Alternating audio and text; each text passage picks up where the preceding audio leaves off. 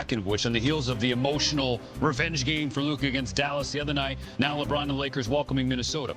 Up 3 early, LeBron gonna launch for 3 and bury it. 6-point edge early. Final seconds of the first quarter, they're already up 14. LeBron drives the layup. Ooh, a little finish, but you've got to keep an eye on Jarred Vanderbilt and Anthony Edwards after the play. As the quarter came to a close, they exchanged some words and some shoves as well. Double text issued, they offset. Lakers up 33-17. We move on to the second quarter. Make that the third now. T-Wolves down by 15. Edwards drives and is hitting the deck there and then hit with another tech. That's his second of the game, so you know that means he's gone. So he falls on the play, starts jawing at the official, and leads to the technical foul. It was his 16th of the season, so he's going to be suspended for the next game. First player with 16 techs before March since Boogie Cousins back in 2016-17.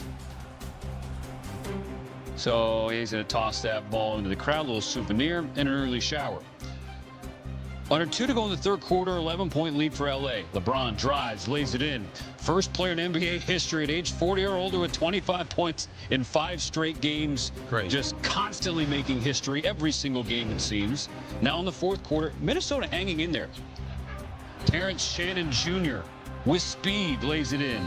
They're within 6. Now within 3. Luka, after the foul, banks it in. He missed the free throw. A lot of missed free throws late in the game for the Lakers. They're up 5 at that point. Now up 4. And Luka, that is ridiculous. Fadeaway 3 as the shot clock expires. Even Papa Doncic in the stands could not believe it.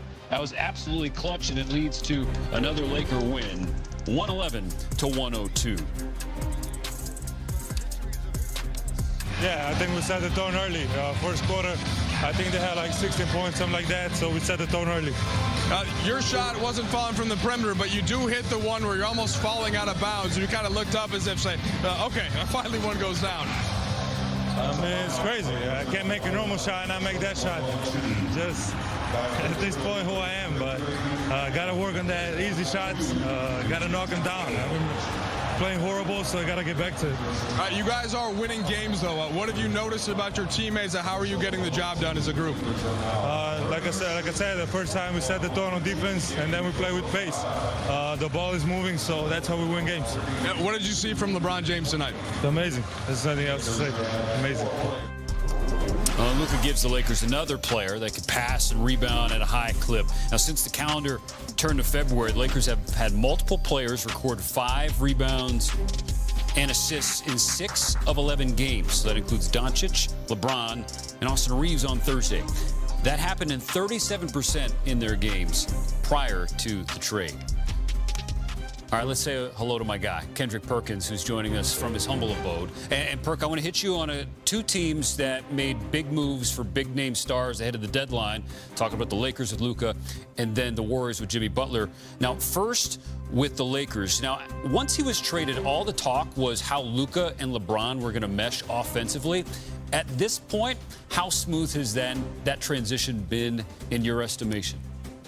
Oh, it's been easy work. And look, when you have 2 high IQ guys like that, they're gonna make it happen, right? LeBron James, he don't get enough credit for what he could do off the ball. He's shooting the tray ball at a high clip when he wants to. He's one of the best screeners in the league. He's one of the best rollers in the league. And they're playing with pace, the kick ahead, and it helps to have a guy like Austin Reeves on the perimeter as well, a guy that could create for himself and be a spacer, but they're getting it done defensively. I mean, since January, they've been the #1 defensive team in the league, and they've been paying close attention to detail. Yes, they got some healthy bodies back. Yes, Finney Smith helps, but again, they are allowing teams to shoot the 3 ball because they don't believe that a lot of teams around the league can make threes at a high clip, and it's working out for them. Now, Perk, I'm not sure what specific vintage you were enjoying while enjoying these games tonight, but we were witness to another vintage Steph Curry performance on Thursday. What stuck out to you about his performance? What impressed you the most? Well, I'll tell you what, that light-skinned brother with the green eyes was something else. He's something else. Because think about this. Think about what Steph Curry was about 2 months ago. He looked so defeated at times, and all of a sudden you make a move and get a bona fide second option, and it gives Steph life again. And now we're starting to see the Steph that we saw in the Olympics, a Steph Curry that is playing with joy, a dangerous Steph Curry. Well, now, all the attention is not just on him, because people have to remember, Jimmy Butler is more than just a scorer. He brings a certain type of dog attitude to a team that you can't find in a lot of places. And so now you hear Draymond Green at the All-Star break talking about, we're going to win a championship. That's because they finally got some belief and hope in that locker room, and Steph Curry believes as well. The Warriors 7-2 since acquiring Jimmy Butler. The Lakers 8-2 with Luka Doncic. Kendrick Perkins is undefeated here on SportsCenter. We appreciate you always, bro. All right, thanks. Going after leaving the game. Yeah, it's left knee strain. Obviously, we'll get more information over the next 24 hours. What's and again, you don't have much information, but just level of concern if he does have to miss time and kind of how you guys manage considering how well he was playing? I'm concerned when any guy gets hurt, in particular, one of our best players and a guy who's been so important to everything we've done on both ends of the floor this year. So, I'm not going to speculate on the severity of the injury. I'm hopeful that it's nothing serious. For tonight's game, it seemed like you're still getting a lot of good shots, still not going down, missing a lot of free throws. Do you feel like you rode the defense, or how did you end up carrying it out? I think early it was defense. We still had some good stretches in the last three quarters. Offensively, I liked a lot of what we did. Our spacing was much better than last game. Thought we handled a lot of their pressure well for the most part. I think we ended up with 13 turnovers, had a shot clock violation. Braun missed the lefty lay. The last two games we played these guys, we had 22 and 23 turnovers, so that was important for us. The 16 offensive rebounds were big. I think Luka and Braun, for both those guys to get 12 defensive rebounds and 11 defensive rebounds was huge. One of you guys asked me pregame just about their rebounding and how important it is for our team as we, play a lot of lineups that don't have a traditional center. Luka came into tonight, I think, shooting 25% from three since he joined you guys. Goes 1 for 9 tonight.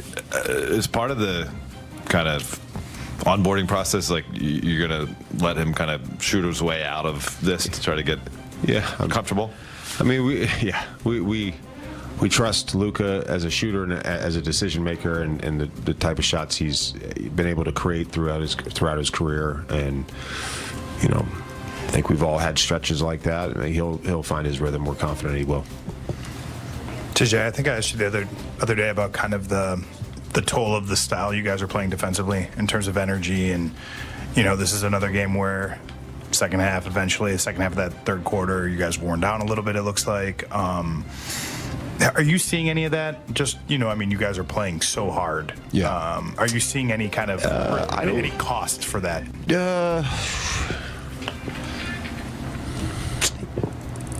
No, certainly the transition defense hurt us tonight. I thought in the half court we were excellent.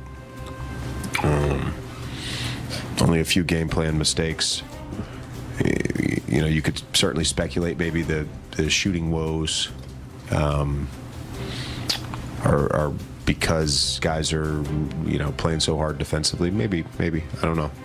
I know we've had some good games where we've played as hard as we played tonight, shooting the basketball. So something we'll monitor for sure. JJ, to piggyback, as a shooter yourself, obviously, some of these looks that these guys are getting wide open, as Dodo like to say, the buck naked shots. Is it harder sometimes in the flow of a game to make those than if it's contested or there's a guy close? No, I don't necessarily think that. I think it's just more about just the rhythm. Again, this is now 5 of 6 games where we haven't played against coverage outside of a few minutes with Luka Garza and Dwight